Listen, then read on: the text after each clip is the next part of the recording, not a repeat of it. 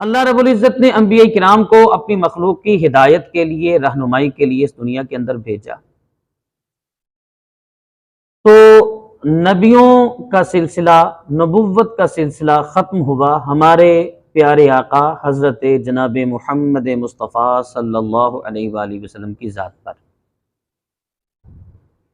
پھر اس کے بعد آپ کے ہدایت یافتہ، آپ کے تربیت یافتہ جو لوگ تھے، جن میں صحابہ کرام بھی ہیں، تابعین بھی ہیں، تبع تابعین بھی ہیں، ائمہ مجتہدین بھی ہیں، صوفیاء کرام بھی ہیں، اور ان سب کو ہم اولیاء کرام ہی کہتے ہیں۔ ان کا سلسلہ پھر شروع ہوا، اور یہ سارے کے سارے امت محمدیہ میں ہمارے آقا صلی اللہ علیہ وآلہ وسلم کی شریعت کے مطابق ہی لوگوں کی رہنمائی کرتے رہے۔ وہ شریعت سے کبھی باہر نہیں نکلے۔ یعنی آپ کہہ سکتے ہیں اس بات کو بڑے آسان الفاظ میں اگر ہم کہیں کہ اللہ کے جو ولی ہوتے ہیں وہ کبھی بھی شریعت کو چھوڑنے والے نہیں ہوتے اور نہ ہی شریعت کو چھڑوانے والے ہوتے ہیں۔ وہ خود بھی شریعت پر کاربند ہوتے ہیں، اور جو اپنے فالورز ہوتے ہیں، جو مخلوق خدا ہوتی ہے، ان کو بھی اللہ رسول کے احکامات سکھاتے ہیں، اور شریعت کا باغی نہیں بلکہ شریعت کا پابند بناتے ہیں۔ بعد میں آنے والے کچھ ناخلف لوگ، انہوں نے اس طریقے کو بدنام کر دیا۔ جس طرح ہم دنیا داری میں اپنے دوست کی انسلٹ برداشت نہیں کرتے، بلکہ اگر کوئی ہمارا دوست بات کر دے، ہمیں پتہ چلے ہم نے نہ بھی کی ہو، جب اس نے کر دی ہو تو ہم اپنی یاری دوستی کے لحاظ سے یہ بات کرتے ہیں، یار تیری میری کوئی دو ہے، جو تو نے کہہ دیا سمجھ میں نے کہہ دیا۔ ہم اپنا معیار تو اتنا بلند رکھتے ہیں، تو سوچئے جن کو اللہ اپنا ولی کہے ان کا معیار کیا ہونا چاہیے۔ اب بات سمجھیں، یہ چھوٹی سی بات ہے لیکن یہ بہت بڑی بات ہے۔ لگتی چھوٹی ہے لیکن یہ بہت بڑی بات ہے کہ جب ہمارا معیار یہ ہے دوستی کا کہ یار تیری میری کوئی دو ہے، تیرا کہنا میرا کہنا کوئی دو ہے، تو نے کر دیا یا میں نے کر دیا کوئی دو ہے، تو نے کہہ دیا یا میں نے کہہ دیا کوئی دو ہے، تیری میری ایک ہی بات ہے۔ تو جو خالق ہے، مالک ہے، جس کو وہ کہے کہ یہ میرا ولی ہے، یا جس کے اندر وہ نشانیاں، وہ صفات پائی جائیں جس کو شریعت کے مطابق اللہ کا ولی کہا جائے، تو پھر اس کا معیار کیا ہونا چاہیے، اس کا رتبہ اور مقام کیا ہونا چاہیے، یہ ہمیں خود سے خیال رکھنا ہے۔ اس بات کو کبھی بھولیے گا نہیں۔ تو میں عرض کر رہا تھا کہ بعد میں آنے والے کچھ ناخلف لوگ، کچھ بے علم لوگ، کچھ جاہل لوگ، جنہوں نے اپنے بڑوں کو بھی بدنام کیا اور جو اولیاء اللہ ہیں ان کو بھی بدنام کر دیا۔ نہیں خیال کیا کہ جو ہم کر رہے ہیں اس سے طریقت کا کتنا نقصان ہوگا، شریعت کا کتنا نقصان ہوگا، جو ہمارے بزرگ ہیں ان پر لوگ انگلیاں اٹھائیں گے، لوگ طرح طرح کی باتیں کریں گے، جملے کسیں گے اور کہیں گے یہ تو شے ہی کوئی نہیں، یہ ہم نے سوچا ہی نہیں۔ اور ہم تو سوچتے ہیں جن کا کام تھا انہوں نے نہیں سوچا۔ تو جب یہ اعتراض کیا جاتا ہے کہ کیا اللہ کا ولی جو ہے وہ نبی سے بڑھ کر ہے، ہم کہتے ہیں نہیں، ایسا نہیں ہوتا۔ جن کو ہم اولیاء اللہ کہتے ہیں، مطلب انبیاء تو ہیں لیکن انبیاء کے بعد والے لوگوں کی ہم بات کر رہے ہیں، مقابلہ ہی نہیں ہے، کتابوں میں یہ بات لکھی ہوئی ہے۔ ہمارے آقا صلی اللہ علیہ وآلہ وسلم نے جو ایک سانس لیا، بعد میں آنے والے جتنے بھی کائنات کے لوگ ہیں بڑے سے بڑے مقام و مرتبے والے، وہ حضور علیہ الصلوۃ والسلام کی ایک سانس کے برابر بھی مقام حاصل نہیں کر سکتے۔ اب یہ بڑی بات ہے۔ اور اگر آسانی سے اور سمجھنا ہو تو حضور علیہ الصلوۃ والسلام کے صحابہ میں سے جو ادنا صحابی ہیں، ان کے پاؤں کے نیچے سے یا ان کے گھوڑے کے پاؤں کے نیچے سے اٹھنے والی خاک کے برابر بھی بعد میں آنے والے بڑے سے بڑے غوث، قطب، ابدال، قلندر، جتنے بھی اوتاد، اخیار، ابرار جتنے بھی ہیں، وہ مقام سارے مل کر، کائنات میں بھی سارے لوگ مل کر ان کے ادنا صحابی کے گھوڑے کے پاؤں کے نیچے سے اٹھنے والی خاک کے برابر مقام حاصل نہیں کر سکتے۔ اب یہ عقیدہ ہمارا واضح ہو گیا۔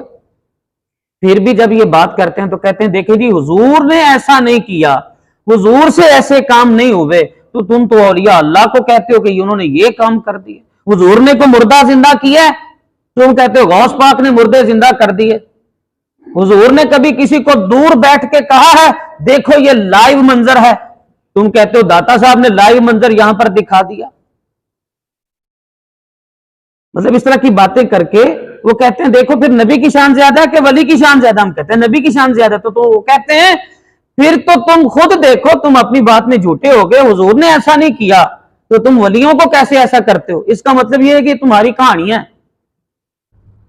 میں نے پچھلے جمعہ مبارک کو ایک حدیث پاک عرض کر دی تھی، اس سے میں نے یہ بات باقاعدہ طور پر آپ کو سمجھائی بھی تھی، بتائی بھی تھی کہ حضور علیہ الصلوۃ والسلام نے ان چیزوں کو بھی حیاتی بخشی، صرف آپ کا لمس ان کو محسوس ہوا، آپ کا جسم صرف ان کے ساتھ ٹچ ہوا، حضور نے چاہا نہیں تھا کہ وہ زندہ ہو، حضور نے نیت بھی نہیں کی تھی، اس کے باوجود بھی وہ زندہ ہوا، جس میں پہلے جان بھی نہیں تھی، جس میں بولنے کی بھی قوت نہیں تھی، جس کو کبھی کسی نے بولتے نہ سنا، دیکھتے نہ سنا، روتے نہ سنا، چلتے نہ سنا، حضور علیہ الصلوۃ والسلام کے سامنے وہ سب کچھ کر رہا تھا۔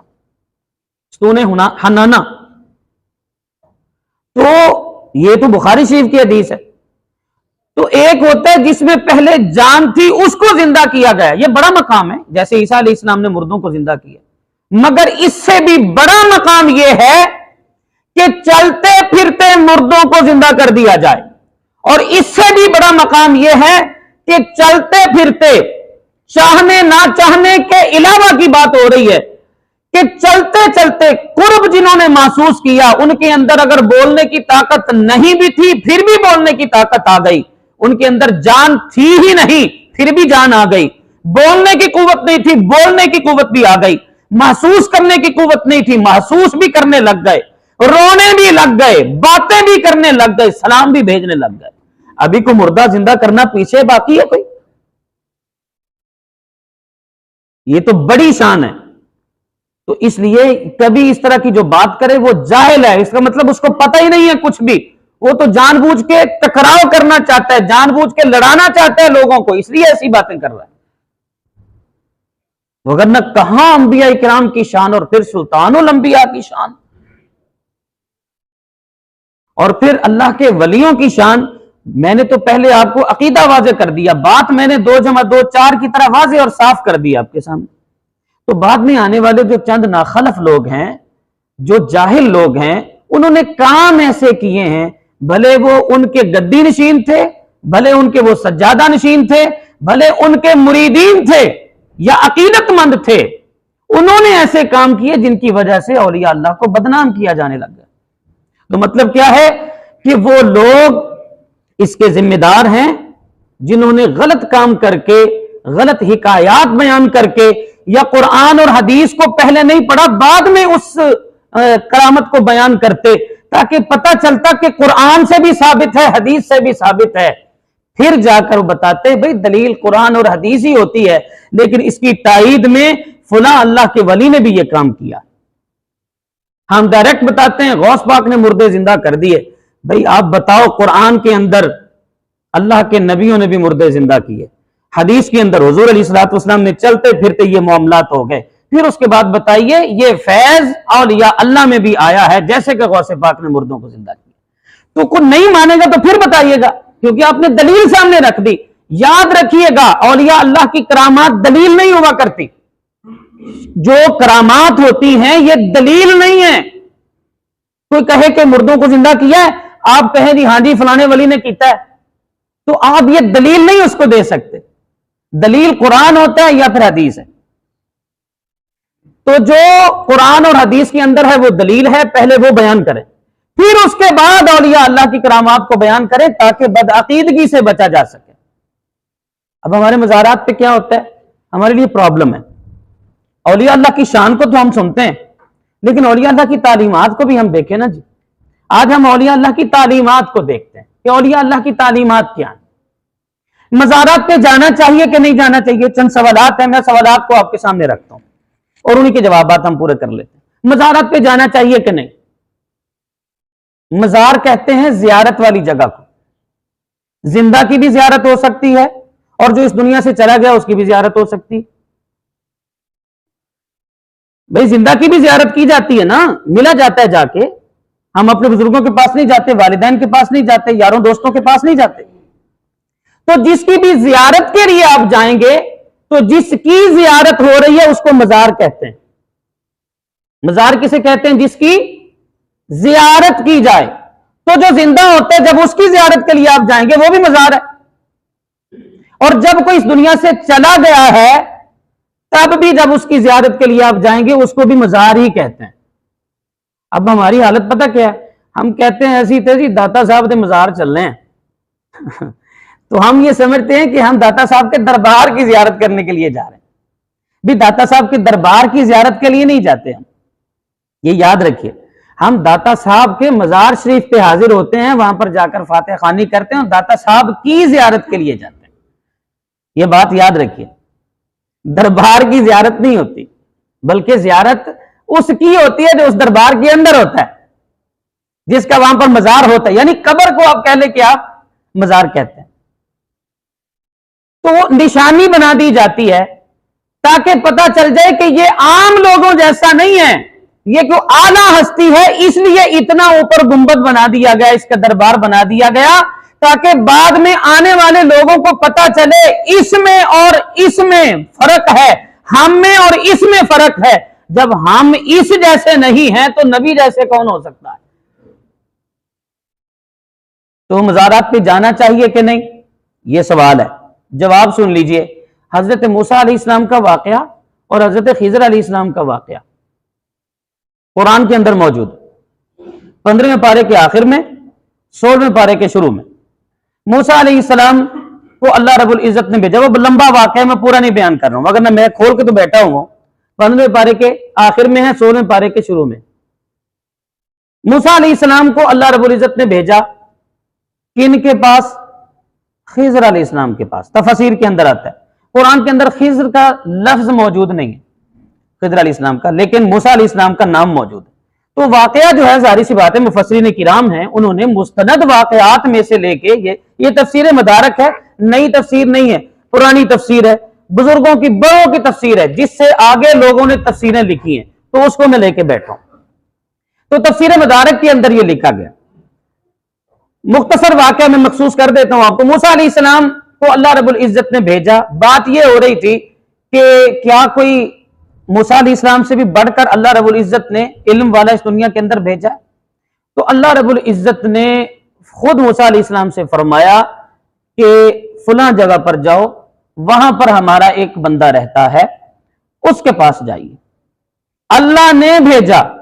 خضر علیہ السلام کے بارے میں جو جمہور کا قول ہے، اتفاق جس پر ہے، وہ یہ ہے کہ یہ اللہ کے ولی ہیں، نبی نہیں۔ تو سوچئے حضرت موسیٰ علیہ السلام اللہ کے نبی ہیں اور خضر علیہ السلام اللہ کے ولی ہیں۔ ایک نبی ایک ولی کے پاس جا رہا ہے، بھیج رہا ہے اللہ تعالی خود۔ اب سوچئے اس بات کو کہ نبی کا جو فعل ہوتا ہے وہ عین شریعت ہوتا ہے۔ قرآن کہتا ہے موسیٰ علیہ السلام گئے خضر علیہ السلام کی زیارت کے لیے، ضروری نہیں تھا کہ نبی جاتا ولی کے پاس، لیکن اللہ کو تو سب کچھ معلوم ہے۔ اللہ کو پتا تھا کہ بعد میں آنے والے لوگ اعتراض کریں گے، اللہ نے پہلے سے ہی قرآن کے اندر اس چیز کا ذکر فرما دیا۔ فرمایا موسیٰ علیہ السلام سے جائیے خضر علیہ السلام کے پاس۔ تو ولی کی زیارت کے لیے جانا یہ نبی کی سنت ہے۔ ولی کی زیارت کے لیے جانا، بولیے، پھر بولیے، ولی کی زیارت کے لیے جانا اور نبی کا کام شریعت ہوا کرتا ہے، یہ دلیل ہے، قرآن کے اندر موجود ہے۔ تو جو بھی کسی اللہ کے ولی کی زیارت کے لیے جائے گا وہ اللہ کے نبی کی، موسیٰ علیہ السلام کی سنت کو ادا کرے گا، قرآن کہتا ہے۔ چلیے ہم اپنے آقا کی بھی سنت کو دیکھتے ہیں۔ ہمارے آقا صلی اللہ علیہ وآلہ وسلم اپنی زندگی کے آخری ایام میں شہدائے احد کے مزارات پہ تشریف لے گئے، بخاری شریف کی حدیث ہے۔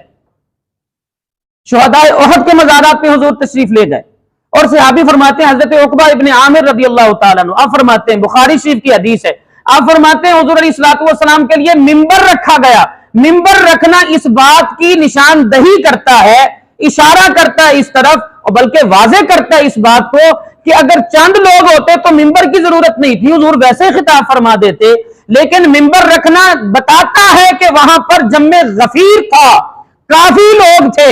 تو حضور علیہ الصلوۃ والسلام شہدائے احد کے مزارات پہ تشریف لے گئے، آپ نے خطاب فرمایا، اور ایسا خطاب فرمایا، حدیث پاک کے الفاظ ہیں کہ جیسے کوئی زندوں کو بھی خطاب کرتا ہے، مردوں کو بھی خطاب کرتا ہے، اور جیسے کوئی الوداعی خطاب کر رہا ہوتا ہے۔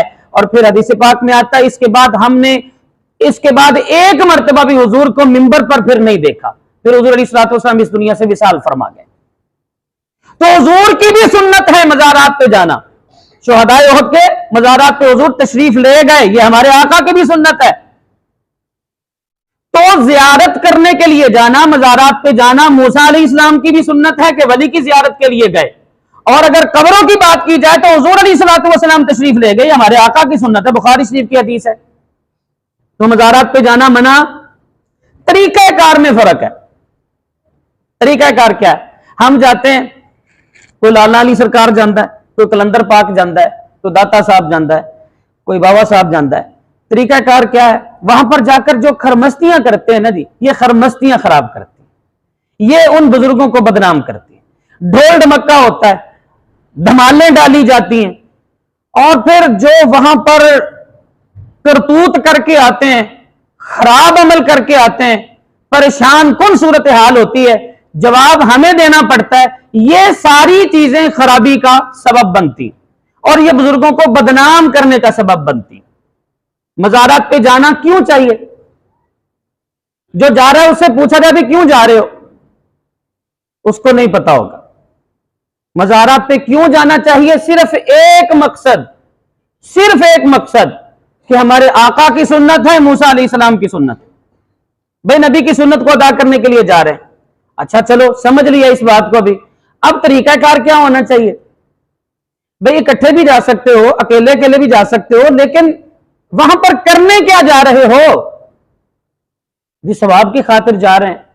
اچھا اگر آپ ثواب کی خاطر جا رہے ہیں تو یہ تو آپ کو قبر کے اندر نہیں پوچھا جانا کہ آپ مزار پہ گئے تھے کہ نہیں گئے تھے، آپ کو حشر کے اندر بھی نہیں پوچھا جانا کہ آپ مزار پہ گئے تھے کہ نہیں گئے تھے۔ کیا آپ نے اپنے ماں باپ کے حقوق ادا کر لیے؟ کیا آپ اپنے بہنوں بھائیوں کے حقوق آپ نے ادا کر لیے؟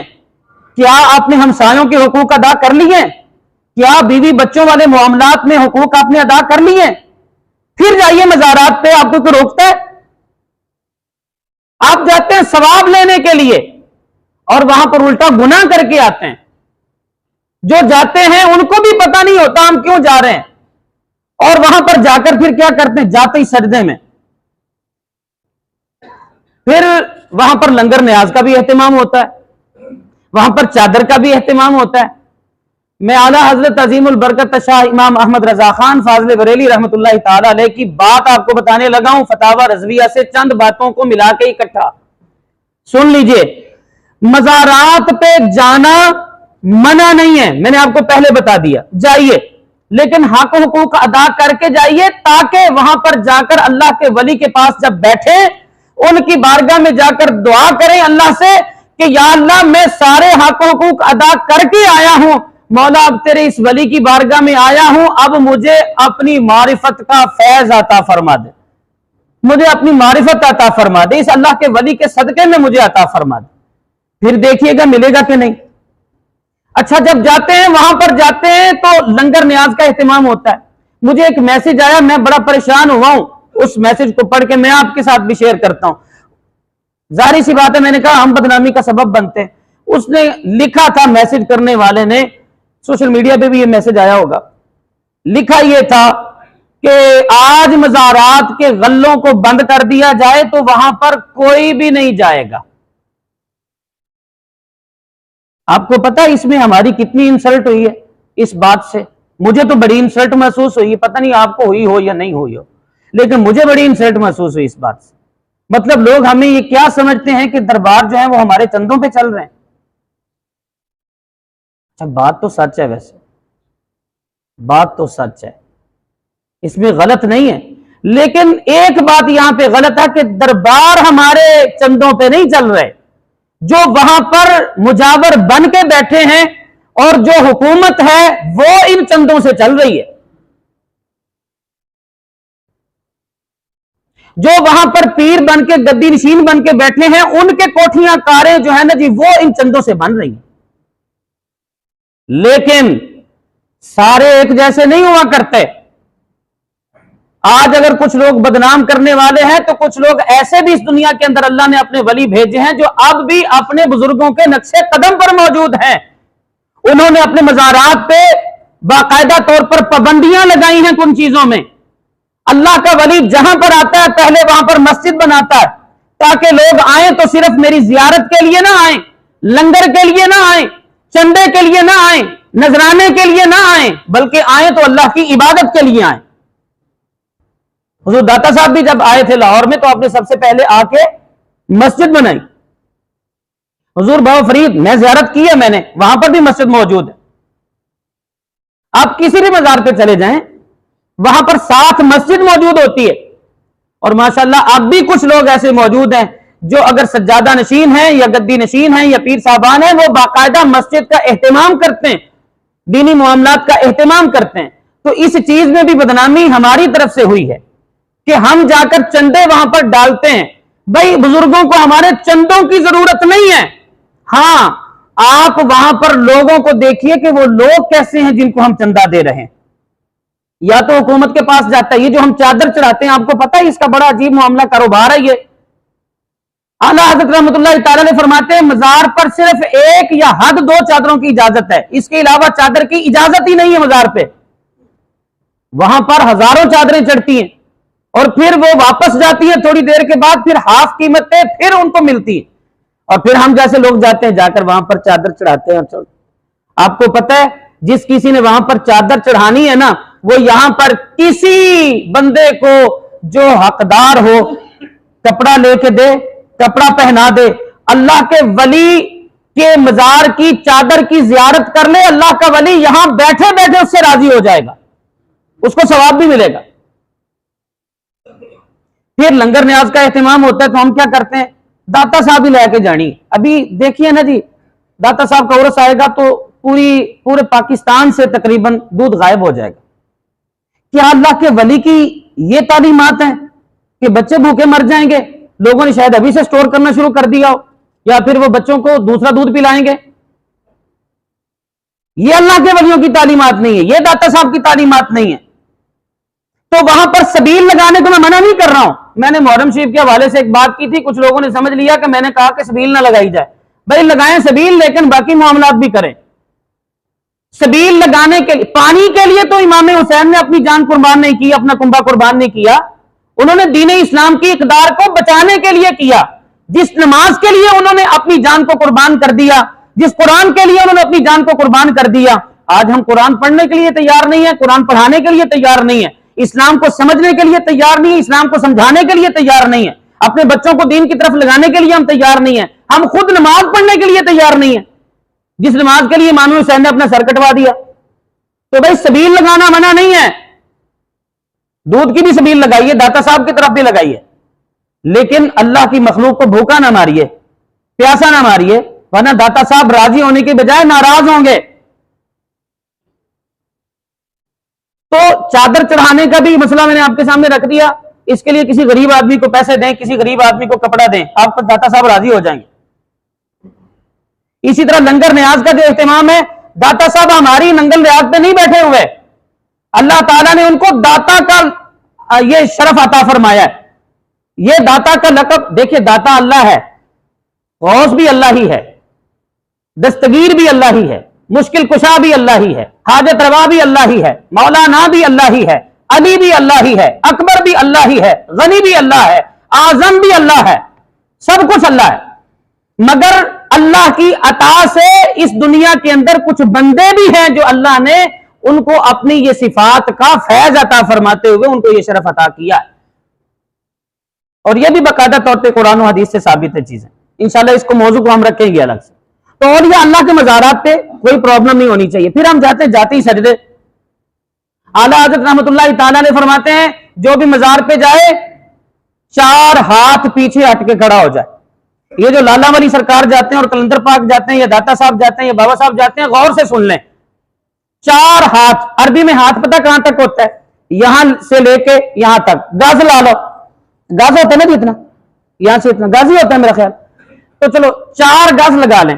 جس مزار پہ بھی آپ نے جانا ہے 4 ہاتھ پیچھے ہٹ کے کھڑا ہونا ہے، فتاوی رضویہ کے اندر موجود ہے۔ چومنا نہیں ہے، کیونکہ ہمیں پتہ نہیں ہے کہ چوما کیسے جاتا ہے، ہم اس کو سجدے کی کیفیت بنا دیتے ہیں، اور پھر جو دیکھنے والا ہے وہ محسوس کر رہا ہوتا ہے کہ یہ عبادت کر رہا ہے، تو پریشانی ہو جاتی ہے۔ تو اس بات کو آپ سمجھیے، ہمارے بزرگوں نے ہمیں باقاعدہ طور پر بتایا۔ جب لوگ ہمیں بریلوی ہونے کا تانا دیتے ہی ہیں تو پھر بریلویت کو سنیے جی، بریلوی کیا کہتے ہیں، اعلیٰ حضرت بریلی کیا کہتے ہیں، پھر یہ سنیے۔ اعلیٰ حضرت فرماتے ہیں 4 ہاتھ پیچھے ہٹ کے کھڑا ہو، قبر سے مزار شریف سے 4 ہاتھ پیچھے ہٹ کے کھڑا ہو، وہاں پر فاتحہ کرے اور اس اللہ کے ولی کو ایصال ثواب کرے، اور دعا اللہ سے مانگے، جو مانگنا ہو وہ بھی اللہ سے مانگے، ہاں اللہ کے اس ولی کے وسیلے سے مانگ لے۔ اچھا اب یہ بھی کہتے ہیں کہ وسیلہ کو ضروری ہے، اللہ ڈائریکٹ نہیں سنتا۔ ہماری کرتوتیں ایسی ہیں، ہمارے اعمال ایسے ہیں کہ اللہ سے ہم ڈائریکٹلی عرض کر سکیں یا اللہ ہمیں یہ عطا فرما۔ وہ اللہ کے ولی ہیں، وہ اللہ کے دوست ہیں، وہ اللہ کے قرب رکھنے والے لوگ ہیں۔ جب ان کا وسیلہ واسطہ ان کی بارگاہ میں حاضر ہو کر بھی جو بندہ دے گا، اللہ تعالیٰ اس سے خوش ہو جائے گا، اور اللہ تعالیٰ جو نہیں بھی ہمیں ملنا ہوتا ہمارے بد اعمال کی وجہ سے، وہ ان اولیاء اللہ کے صدقے میں عطا فرما دیتا۔ عورتوں کا مزارات پہ جانا یا قبرستان کی طرف جانا، اب دیکھیے عورتوں کا تو بالکل ہی نہیں ہے سلسلہ۔ اعلیٰ حضرت رحمۃ اللہ تعالیٰ علیہ سے پوچھا گیا کہ کیا جو عورت ہے یہ قبرستان جا سکتی ہے؟ کیونکہ ہم نے تو جدی پشتی بس وہ بریلویت میں آ گئے ہیں، ہمیں پتہ ہی نہیں ہے بریلویت کیا ہے۔ لوگ جو مرضی منہ اٹھا کے بات کر دیتے ہیں اور پھر ہم چپ کر کے سن لیتے ہیں گنگے بن کے، آگے سے کوئی جواب ہی نہیں دیتا کیونکہ پتہ ہی نہیں ہوتا، بتایا نہیں کسی نے۔ اعلیٰ حضرت بریلی رحمۃ اللہ تعالیٰ علیہ فرماتے ہیں کہ جب عورت گھر سے نکلتی ہے قبرستان کی طرف جانے کے لیے تو دنیا جہان کی کوئی ایسی شے نہیں ہے جو اس پر لعنت نہ بھیجتی ہو، دنیا جہان کی ہر شے اس پر لعنت بھیجتی ہے۔ اچھا پھر آگے کہا گیا کہ اگر جانا پڑ جائے تو کیا کرے؟ تو اعلیٰ حضرت رحمۃ اللہ تعالیٰ علیہ نے شرائط بیان کی ہیں، میں ان کو مختصر کر کے ان کا خلاصہ 4 شرطوں میں بتا دیتا ہوں، آپ ان کو بھی دھیان سے سن لیجئے۔ سب کی طرف یہ آواز جا رہی ہے، جس کو نہیں پہنچے گی آپ پہنچا دیجئے گا۔ تو 4 شرطیں ہیں۔ پہلی شرط عورت پاک ہو، دوسری شرط عورت پردے میں ہو، با پردہ ہو، تیسری شرط محرم ساتھ ہو، کزن نہیں، خالو نہیں،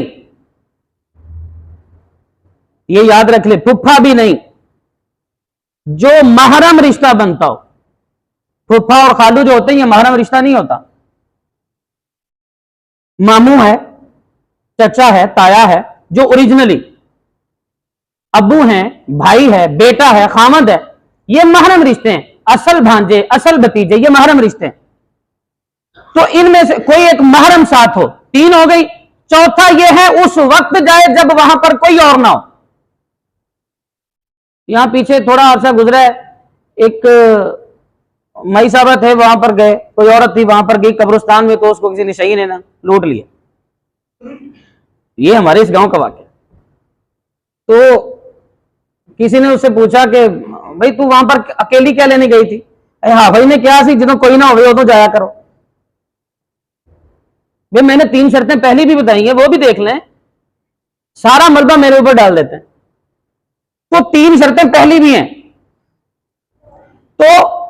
पाक हो, बापर्दा हो, महरम साथ हो, और उस वक्त जाए जब कोई भी ना हो। यहां पर मुहर्रमों में भी जाती रहती हैं, आगे पीछे भी जाती रहती हैं, लानतें खुदा की इकट्ठी करती हैं। इसलिए खुदा के लिए खौफ करें इस चीज का। फिर मज़ारात पे जाना, औरत का मज़ार पे जाना बनता ही नहीं है, क्या करना जाके वहां पे औरतों ने। फिर वो नंगे पांव, हमारे लोग भी अजीब है, नंगे पांव चल पड़ते हैं। भाई अल्लाह का वली तकलीफ देकर राजी नहीं होता, अल्लाह का वली तो आप पर मेहरबानी करके राजी होता है। तो आप इस तरह के मामलात ना किया करें। किसी ने अगर मन्नत मानी है कि मैं जाऊंगा जी, मैंने अगर अल्लाह ने पुत्र देता तो मैं दाता साहब जाकर देख जाऊंगा, ना दे, आपसे कोई नहीं पूछा जाएगा, कोई गुनाह नहीं होगा, वो यहां पर दे, अल्लाह के मखलूक की खिदमत करे। जिसने अगर मन्नत मानी, मन्नत सिर्फ अल्लाह के लिए होती है, किसी और के लिए नहीं होती, इसलिए मन्नत सिर्फ अल्लाह के नाम की माना करें, किसी और की नहीं माना करते। हाँ, मन्नत अगर माननी है तो ये माने ना जी, मेरी औलाद नहीं है, अल्लाह मुझे बेटा दे, मैं उसको दीन के लिए वक्फ करता हूं, मेरे माँ बाप ने किया नहीं। हम क्या करते हैं, इमाम हुसैन दे नाम का मंगता कर देंगे। भाई इमाम हुसैन ने कभी कहा ही नहीं कि मेरे नाम का मंगता करो। बच्चों को लोगों से इकट्ठा कर करके मांग मांग के खिलाते हैं, फिर बच्चे मंगते ही बन जाते हैं। इसलिए मंगता ना करें, बल्कि वो अपना करके खाने वाला हो, तालीम दिलवाएं उस बच्चे को, दीन के लिए उसको वक्फ करें। यह साबित है, कुरान से भी साबित है। तो ये कुछ चंद एक बातें थी जो मैंने आपके सामने करना थी। औलिया अल्लाह की तालीमात यही है। आप औलिया अल्लाह की शान को सुनते रहते हैं, लेकिन औलिया अल्लाह की तालीमात को भी सुना करें। ये औलिया अल्लाह की तालीमात हैं। तो जितने भी लोग मज़ारात पे जाने वाले, इन सारी चीजों को, ये चंद एक चीजें मैंने आपके सामने रखी हैं, आप वहां पर कोई चादर ना चढ़ाएं। यहां पर किसी गरीब आदमी को कपड़ा लेकर दें, आपको दाता साहब खुश हो जाएंगे, गौस पाक भी खुश हो जाएंगे, बाबा साहब भी खुश हो जाएंगे, सारे ही आपको अल्लाह के वली आपसे खुश हो जाएंगे। अगर किसी ने वहां पर कुछ चंदा वगैरह का सिलसिला करना है, यहां पर अल्लाह के वली के नाम का दे दे कि अल्लाह ताला मुझे इतना सवाब अता कर दे, मैं अल्लाह के वली के नाम का इतना दे रहा हूं किसी को, तो जरूर आपको सवाब मिल जाएगा, दाता साहब भी खुश हो जाएंगे। अभी दाता साहब का उर्स आ रहा है, तो ये याद रख लें कि सबील के नाम पे किसी को तंग नहीं कीजिएगा कि जी दूध नहीं मिलना। जितने भी दो जी खास तौर पर मेहरबानी फरमाएं, असल दूध जो है ना जी सिर्फ दाता साहब के लिए नहीं है, असल दूध लोगों के लिए भी होता है। जो मिलावट करने वाला होता है, हुजूर फरमाते हैं वो हम में से है ही नहीं। तो हम क्या मिलावट कर करके लोगों को क्या क्या पिला रहे हैं, क्या क्या खिला रहे हैं। अल्लाह हिदायत अता करें हम सबको। हम मुसलमान हैं, मुसल्लम ईमान बन के अपनी जिंदगी गुजारें। अल्लाह ताला हम सब पर अपना फजल करम फरमाए। अल्लाह ताला हम सबको नेक बनाए, एक बनाए, मुत्तहिद व मुत्तफिक फरमाए। वमा अलैना इल्लल बलागुल मुबीन। सुन्नत अदा कर लीजिए।